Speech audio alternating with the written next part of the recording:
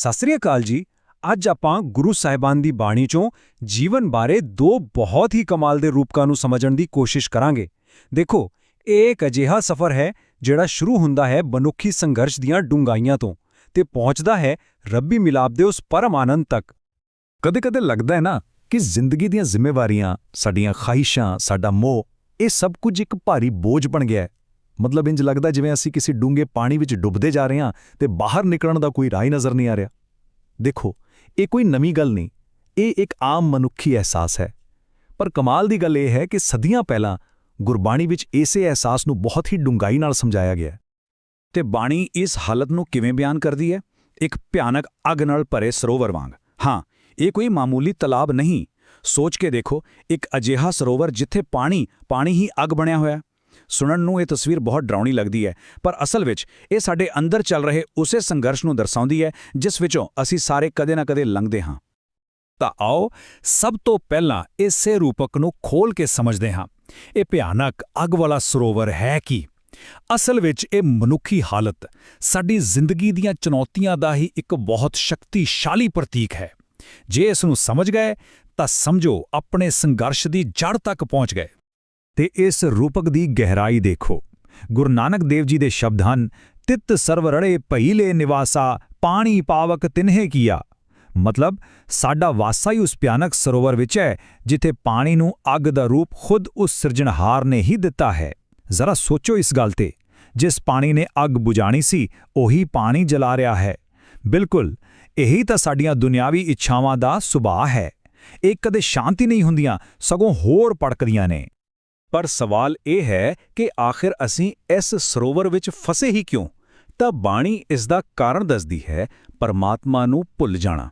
ਜਦੋਂ ਅਸੀਂ ਉਸ ਇੱਕ ਨੂੰ ਭੁੱਲ ਜਾਂਦੇ ਹਾਂ ਤਾਂ ਸਾਡੇ ਅੰਦਰ ਦੇ ਜਿਹੜੇ ਚੰਗੇ ਗੁਣ ਨੇ, ਸੱਚ, ਸੰਤੋਖ, ਦਇਆ, ਉਹ ਸਭ ਸੁੱਕਣੇ ਸ਼ੁਰੂ ਹੋ ਜਾਂਦੇ ਨੇ। ਬਸ ਇਹੀ ਭੁੱਲ ਜਾਣਾ ਹੀ ਸਾਰੀਆਂ ਮੁਸੀਬਤਾਂ ਦੀ ਅਸਲ ਜੜ ਹੈ। ਹੁਣ ਥੋੜਾ ਹੋਰ ਡੂੰਘਾਈ ਵਿੱਚ ਚੱਲਦੇ ਹਾਂ।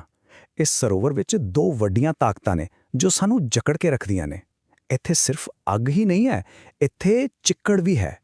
ਤੇ ਜਦੋਂ ਅੱਗ ਤੇ ਚਿੱਕੜ ਇਕੱਠੇ ਹੋ ਜਾਣ ਤਾਂ ਸੋਚੋ ਹਾਲਤ ਕਿੰਨੀ ਔਖੀ ਹੋ ਜਾਂਦੀ ਹੋਵੇਗੀ। ਤਾਂ ਪਹਿਲੀ ਤਾਕਤ ਹੈ ਤ੍ਰਿਸ਼ਨਾ। ਇਹੀ ਹੈ ਸਰੋਵਰ ਦੀ ਅੱਗ। ਤ੍ਰਿਸ਼ਨਾ ਯਾਨੀ ਕਦੇ ਨਾ ਮੁੱਕਣ ਵਾਲੀ ਪਿਆਸ। ਹੋਰ ਪੈਸਾ ਚਾਹੀਦਾ, ਹੋਰ ਤਾਕਤ ਚਾਹੀਦੀ, ਹੋਰ ਚੀਜ਼ਾਂ ਚਾਹੀਦੀਆਂ ਨੇ। ਇਹ ਇੱਕ ਐਸੀ ਅੱਗ ਹੈ ਜਿਹੜੀ ਸਾਨੂੰ ਅੰਦਰ ਹੀ ਅੰਦਰ ਸਾੜਦੀ ਰਹਿੰਦੀ ਹੈ ਤੇ ਇੱਕ ਪਲ ਵੀ ਟਿਕ ਕੇ ਬੈਠਣ ਨਹੀਂ ਦਿੰਦੀ। ਤੇ ਫਿਰ ਆਉਂਦੀ ਹੈ ਦੂਜੀ ਤਾਕਤ, ਮੋਹ।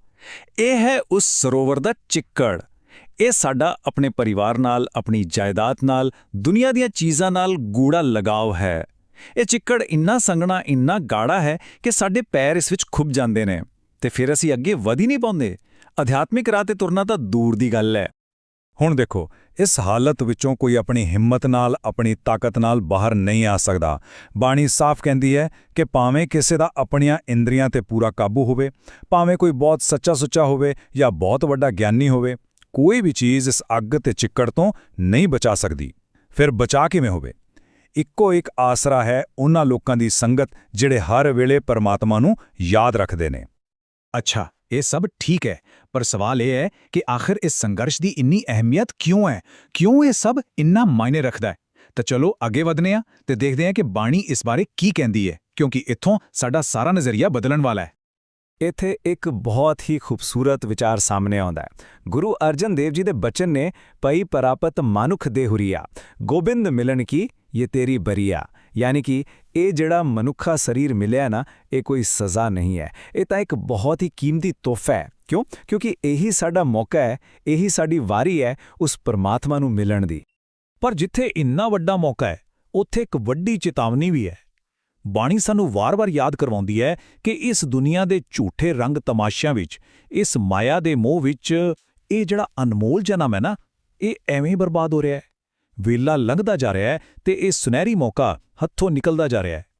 ਤਾਂ ਫਿਰ ਹੁਣ ਤੱਕ ਅਸੀਂ ਗੱਲ ਕੀਤੀ ਸੰਘਰਸ਼ ਦੀ, ਭਿਆਨਕ ਸਰੋਵਰ ਦੀ, ਪਰ ਹੁਣ ਬਾਣੀ ਸਾਡਾ ਨਜ਼ਰੀਆ ਪੂਰੀ ਤਰ੍ਹਾਂ ਬਦਲ ਦਿੰਦੀ ਹੈ। ਹੁਣ ਅਸੀਂ ਇੱਕ ਬਹੁਤ ਹੀ ਖੂਬਸੂਰਤ ਤੇ ਉਮੀਦ ਨਾਲ ਭਰੇ ਰੂਪਕ ਵੱਲ ਵਧ ਰਹੇ ਹਾਂ। ਜੀਵਨ ਨੂੰ ਇੱਕ ਰੱਬੀ ਵਿਆਹ ਦੇ ਰੂਪ ਵਿੱਚ ਦੇਖਣਾ। ਸਮਝੋ ਕਿ ਇਹ ਸਮੱਸਿਆ ਤੋਂ ਹੱਲ ਵੱਲ ਦਾ ਸਫ਼ਰ ਹੈ ਤੇ ਇਸ ਹੱਲ ਦੀ ਚਾਬੀ ਹੈ ਇੱਕ ਸ਼ਬਦ 'ਚ, ਸੋਹੇਲਾ। ਵੈਸੇ ਤਾਂ ਸੋਹੇਲਾ ਦਾ ਮਤਲਬ ਹੈ ਸਿਫਤ ਸਲਾਹ ਦਾ ਗੀਤ, ਪਰ ਇਸ ਦਾ ਇੱਕ ਹੋਰ ਵੀ ਡੂੰਘਾ ਮਤਲਬ ਹੈ, ਸੁਹਾਗ ਦਾ ਗੀਤ।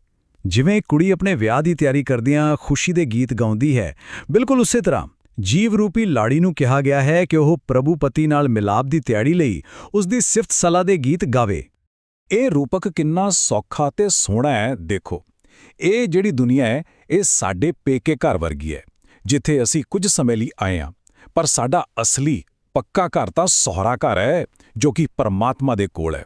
ਤਾਂ ਫਿਰ ਸਾਡੀ ਸਾਰੀ ਜ਼ਿੰਦਗੀ ਕੀ ਹੈ? ਇਹ ਬਸ ਇਸ ਪੇਕੇ ਘਰ ਤੋਂ ਉਸ ਸਹੁਰੇ ਘਰ ਜਾਣ ਦੀ ਇੱਕ ਲੰਬੀ ਤਿਆਰੀ ਹੀ ਹੈ। ਤਾਂ ਸਵਾਲ ਹੈ, ਇਹ ਤਿਆਰੀ ਕਰਨੀ ਕਿਵੇਂ ਹੈ? ਬਾਣੀ ਇਸ ਨੂੰ ਵੀ ਇੱਕ ਵਿਆਹ ਦੀਆਂ ਰਸਮਾਂ ਰਾਹੀਂ ਹੀ ਸਮਝਾਉਂਦੀ ਹੈ। ਸਭ ਤੋਂ ਪਹਿਲਾਂ ਇਹ ਮੰਨ ਲਓ ਕਿ ਵਿਆਹ ਦਾ ਦਿਨ, ਯਾਨੀ ਇਸ ਦੁਨੀਆ ਤੋਂ ਜਾਣ ਦਾ ਦਿਨ ਪਹਿਲਾਂ ਤੋਂ ਹੀ ਤੈਅ ਹੈ। ਫਿਰ ਆਪਣੀਆਂ ਸਹੇਲੀਆਂ ਯਾਨੀ ਕਿ ਸਤਸੰਗੀਆਂ ਨਾਲ ਇਕੱਠੇ ਹੋਵੋ ਅਤੇ ਫਿਰ ਪ੍ਰਭੂ ਦੀ ਸਿਫਤ ਸਲਾਹ ਦਾ ਤੇਲ ਆਪਣੇ ਮਨ ਤੇ ਲਗਾਓ ਤੇ ਅਰਦਾਸ ਕਰੋ ਕਿ ਉਸ ਪ੍ਰਭੂ ਪਤੀ ਨਾਲ ਮਿਲਾਪ ਹੋ ਜਾਵੇ। ਤੇ ਇਹ ਨਾ ਸਮਝਣਾ ਕਿ ਇਹ ਸੱਦਾ ਕਿਸੇ ਨੂੰ ਹੀ ਆਉਂਦਾ ਹੈ। ਨਹੀਂ, ਬਾਣੀ ਸਾਫ਼ ਕਹਿੰਦੀ ਹੈ ਕਿ ਇਹ ਸੱਦਾ ਪੱਤਰ, ਇਹ ਬੁਲਾਵਾ ਹਰ ਘਰ ਵਿੱਚ ਆਉਂਦਾ ਹੈ, ਹਰ ਰੋਜ਼ ਆਉਂਦਾ ਹੈ। ਸਾਨੂੰ ਬਸ ਇਹ ਚੇਤੇ ਰੱਖਣ ਦੀ ਲੋੜ ਹੈ ਕਿ ਸਾਡੀ ਵਾਰੀ ਵੀ ਨੇੜੇ ਹੀ ਆ ਰਹੀ ਹੈ। ਅੱਛਾ, ਹੁਣ ਆਖਰੀ ਹਿੱਸੇ ਵੱਲ ਚਲਦੇ ਹਾਂ, ਜਿੱਥੇ ਬਾਣੀ ਸਾਨੂੰ ਇੱਕ ਬਹੁਤ ਹੀ ਵਿਸ਼ਾਲ ਨਜ਼ਰੀਆ ਦਿੰਦੀ ਹੈ। ਦੁਨੀਆ ਵਿੱਚ ਇੰਨੇ ਸਾਰੇ ਧਰਮ ਨੇ, ਇੰਨੇ ਵੱਖ-ਵੱਖ ਫਲਸਫੇ ਨੇ, ਤਾਂ ਫਿਰ ਸਵਾਲ ਉੱਠਦਾ ਹੈ ਕਿ ਸਹੀ ਰਾਹ ਕਿਹੜਾ ਹੈ? ਦੇਖੋ, ਕਮਾਲ ਦੀ ਗੱਲ ਇਹ ਹੈ ਕਿ ਬਾਣੀ ਇਸ ਵੰਨ-ਸੁਵੰਨਤਾ ਨੂੰ ਪੂਰੀ ਤਰ੍ਹਾਂ ਸਵੀਕਾਰ ਕਰਦੀ ਹੈ। ਉਸ ਸਮੇਂ ਦੇ ਜਿਹੜੇ 6 ਵੱਡੇ ਭਾਰਤੀ ਦਰਸ਼ਨ ਸੀ, ਉਹਨਾਂ ਦੇ 6 ਗੁਰੂ ਤੇ ਉਹਨਾਂ ਦੀਆਂ 6 ਵੱਖ-ਵੱਖ ਸਿੱਖਿਆਵਾਂ, ਬਾਣੀ ਇਹਨਾਂ ਸਭ ਦਾ ਜ਼ਿਕਰ ਕਰਦੀ ਹੈ। ਯਾਨੀ ਇਹ ਗੱਲ ਮੰਨੀ ਗਈ ਹੈ ਕਿ ਦੁਨੀਆ ਵਿੱਚ ਰੱਬ ਤੱਕ ਪਹੁੰਚਣ ਦੇ ਬਹੁਤ ਸਾਰੇ ਰਾਹ ਮੌਜੂਦ ਨੇ। ਪਰ ਇੰਨੇ ਸਾਰੇ ਰਾਹਾਂ, ਇੰਨੀ ਵੰਨ-ਸੁਵੰਨਤਾ ਦੇ ਬਾਵਜੂਦ ਇੱਕ ਸੱਚਾਈ ਹੈ ਜੋ ਸਭ ਤੋਂ ਉੱਪਰ ਹੈ। ਉਹ ਹੈ ਇਹ ਸਤਰ, ਗੁਰੂ ਗੁਰੂ ਏਕੋ ਵੇਸ ਅਨੇਕ। ਕਿੰਨੀ ਸੌਖੀ ਪਰ ਕਿੰਨੀ ਡੂੰਘੀ ਗੱਲ ਹੈ। ਮਤਲਬ ਸਾਰੇ ਗੁਰੂਆਂ ਦਾ ਜੋ ਗੁਰੂ ਹੈ ਉਹ ਇੱਕੋ ਹੀ ਹੈ, ਭਾਵੇਂ ਉਸਦੇ ਰੂਪ, ਉਸਦੇ ਭੇਸ ਅਨੇਕਾਂ ਨੇ। ਭਾਵ ਜਿੰਨੇ ਵੀ ਵੱਖ-ਵੱਖ ਧਰਮ, ਫਲਸਫੇ ਜਾਂ ਗੁਰੂ ਨੇ, ਉਹ ਸਾਰੇ ਉਸ ਇੱਕੋ ਪਰਮਾਤਮਾ ਦੇ ਹੀ ਵੱਖ-ਵੱਖ ਪ੍ਰਗਟਾਵੇ ਨੇ। ਇਸ ਨੂੰ ਸਮਝਣ ਲਈ ਇੱਕ ਹੋਰ ਬਹੁਤ ਹੀ ਪਿਆਰਾ ਰੂਪਕ ਦਿੱਤਾ ਗਿਆ ਹੈ। ਜਿਵੇਂ ਸੂਰਜ ਤਾਂ ਇੱਕ ਹੀ ਹੈ ਨਾ? ਪਰ ਉਸ ਇੱਕ ਸੂਰਜ ਕਰਕੇ ਹੀ ਕਿੰਨੇ ਸਾਰੇ ਮੌਸਮ ਬਣਦੇ ਨੇ, ਘੜੀਆਂ, ਪੈਰ, ਦਿਨ, ਮਹੀਨੇ, ਇਹ ਸਭ ਕੁਝ ਉਸ ਇੱਕ ਸੂਰਜ ਦੇ ਹੀ ਤਾਂ ਵੱਖ-ਵੱਖ ਰੂਪ ਨੇ। ਬਿਲਕੁਲ ਇਸੇ ਤਰ੍ਹਾਂ ਪਰਮਾਤਮਾ ਇੱਕ ਹੈ ਤੇ ਬਾਕੀ ਸਾਰੇ ਧਰਮ ਉਸ ਇੱਕ ਦੇ ਹੀ ਵੱਖ-ਵੱਖ ਰੰਗ ਨੇ, ਵੱਖ-ਵੱਖ ਪ੍ਰਗਟਾਵੇ ਨੇ। ਤਾਂ ਫਿਰ ਅਖੀਰ 'ਚ ਸਾਨੂੰ ਸਿੱਖਿਆ ਕੀ ਮਿਲਦੀ ਹੈ? ਸਿੱਖਿਆ ਇਹ ਹੈ ਕਿ ਸਭ ਤੋਂ ਜ਼ਰੂਰੀ ਗੱਲ ਉਸ ਘਰ ਨਾਲ ਜੁੜਨਾ ਹੈ, ਜਿੱਥੇ ਉਸ ਇੱਕ ਕਰਤਾਰ ਦੀ ਸਿਫਤ ਸਲਾਹ, ਉਸ ਦੀ ਵਡਿਆਈ ਹੁੰਦੀ ਹੋਵੇ। ਹੁਣ ਉਹ ਘਰ ਬਾਹਰੋਂ ਕਿਹੋ ਜਿਹਾ ਦਿਸਦਾ ਹੈ, ਉਸ ਦਾ ਨਾਮ ਕੀ ਹੈ, ਇਹ ਗੱਲਾਂ ਮਾਇਨੇ ਨਹੀਂ ਰੱਖਦੀਆਂ।